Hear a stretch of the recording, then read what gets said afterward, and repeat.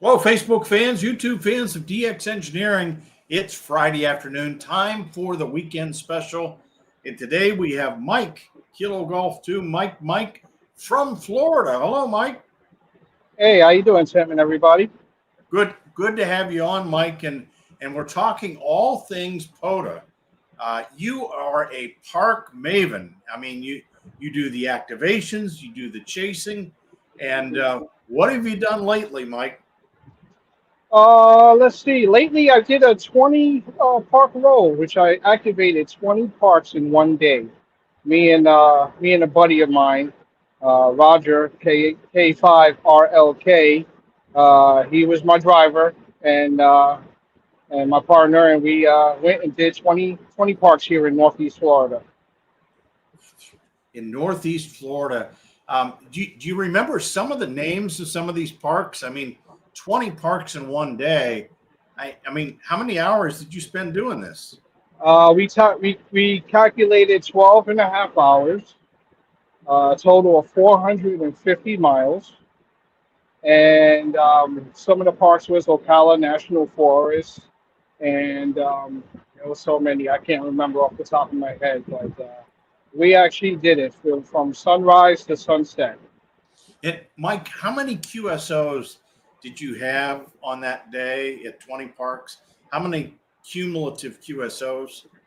Okay, now when you do a roll like that, Tim, it's hard to sit and park and try and get as many QSOs as you can in one particular park. So our goal was to hit and run, meaning we would get our goal of at least 10 to 12 contacts.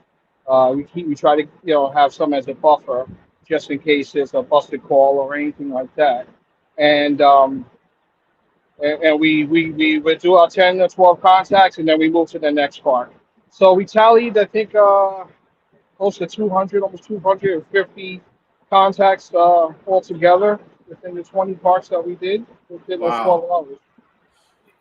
Mike, tell us what your setup was like. What was the radio, the antenna? What was the setup like? Okay, well, we were in a new vehicle to Roger, so I didn't get a chance to reinstall his Yaesu FTF 891, but I did have the ATAS 120 antenna installed. So we took my ICOM 7300 and we paired that with the MFJ controller for the ATAS, and we were able to manipulate using the ATAS antenna, screwdriver antenna, to whatever band we needed to use, and that was the setup for that day. But usually it's the Yaesu FT891 paired with the Yaesu ATAS 128 active antenna. Wow. And how well does that ATAS antenna work, Mike? Oh, it works pretty good. It works pretty good. I mean, we've made DS contacts while we were out. The key to that antenna is make sure that is ground. You have a good ground, and the antenna works flawless. I use that antenna on my personal vehicle as well. And whether you have the FT891 or the 7300, Mike, any differences between the two radios? No real difference that you could besides the scope and the screen on the 7300. Where you can see the signals. Other than that, no real difference that anybody could tell. And Mike, let's talk about what bands did you use during this 12 and a half hour, 20 parks on the air? What bands? Okay, well, in the morning time, we used the 40-meter band. And that was a great until the sun started rising. And as the band started getting shorter, we switched to 20 meters, and then we stayed on 20 meters for several parks, and then we did go to 15 meters and tried out here in the 10 meters as well. But 40 and 20 were our two go-to bands during that day. Mike, were there the same guys chasing you? Do you remember working the same call sign over and over? Yes. Some guys figured out what we were doing, and we let them know. And as we were going, and we had several guys. I think one operator or two operators chased us for um, at least 8 to 10 parks while we were out. Wow. And was this all on the POTA website where you could see your activations and what was going on live? Yes, I tried to spot us on the POTA app website, so people could try and hunt us. Those new.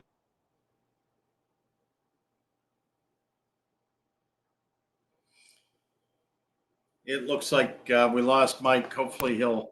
All right, so, You're back. Okay.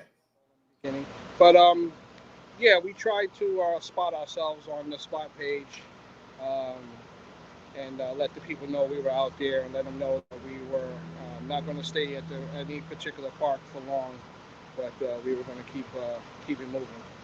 I'm not sure if your bud is still hooked up because your audio, you dropped about 25 dB there, Mike.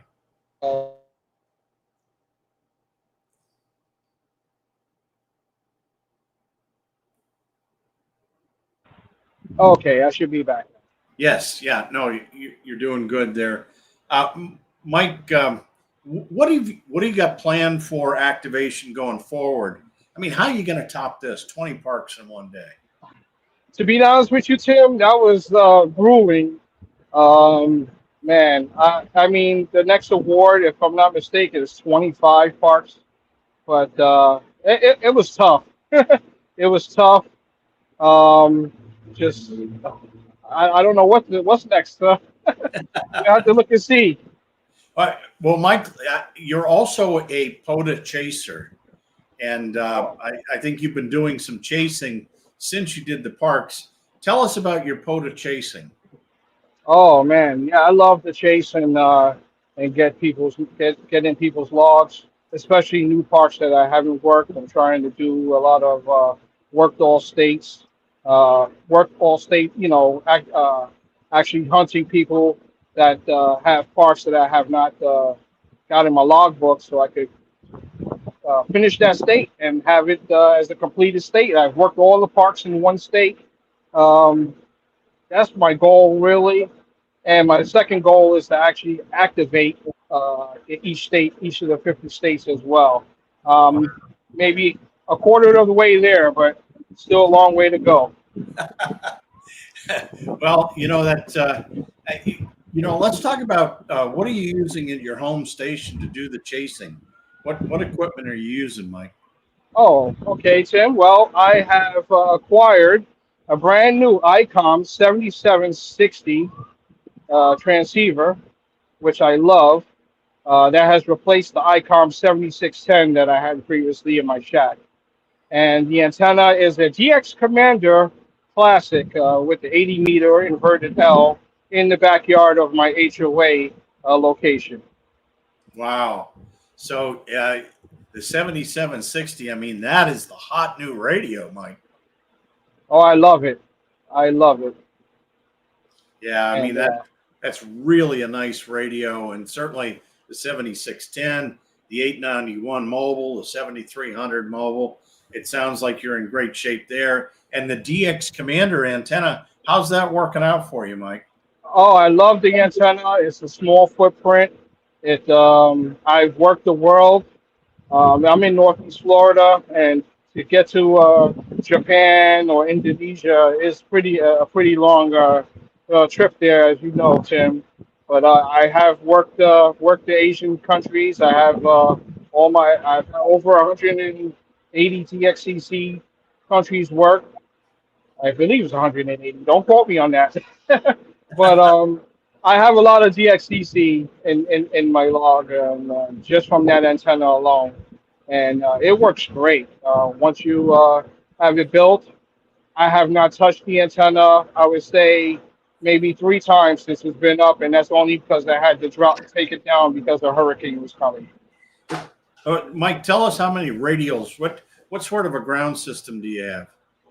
I have 32, 30, about 32 radials around the base, and might be a little bit more because little by little I was adding some more, but it's at least 32 radios around the base, and they're 16, I think 16 feet long if I'm not mistaken. Wow. It's been quite a long time. After the radios are buried in the grass now. They buried themselves in the grass. So Right. I can't lose count. Right. How about you? You said you're in an HOA, Mike. What do the neighbors think? I mean, is that a flagpole or what is it? No, no. My neighbors are, I'm fortunate to have great neighbors, and one neighbor, he was a radio enthusiast in his time as well, and he he said no problem. He doesn't have a problem with it. The GX Commander is great because it kind of blends in with the trees that line the back of the property. So I have it. It's kind of stealthy, so you don't see it from the street. So anybody passing by, you wouldn't even know I have an antenna in the backyard. Now, Mike, we're hearing some sirens, and I know you were in law enforcement for a long time. Yeah, when you hear a siren, does something kind of click in your head still? Yeah, it does. It does. I was tempted to turn my. Hold on a second. All right. All right. I'm sorry. Hey Tim, I'm gonna have to cut this short. I got a Okay. problem up the front here. I'm actually working, so I appreciate you having me on. And Yeah, any we'll other do it questions, real again. quick? Yeah, we'll do it again, Mike. Thanks so much for Okay. being on. Okay. Okay. I'm sorry. Thank you so much, Tim, for having me on, and thank you everybody for watching. Okay. We'll hear you on the air, Mike. And Okay. hope to hear everybody else on the air this weekend. California QSO Party 73 from DX Engineering. 73.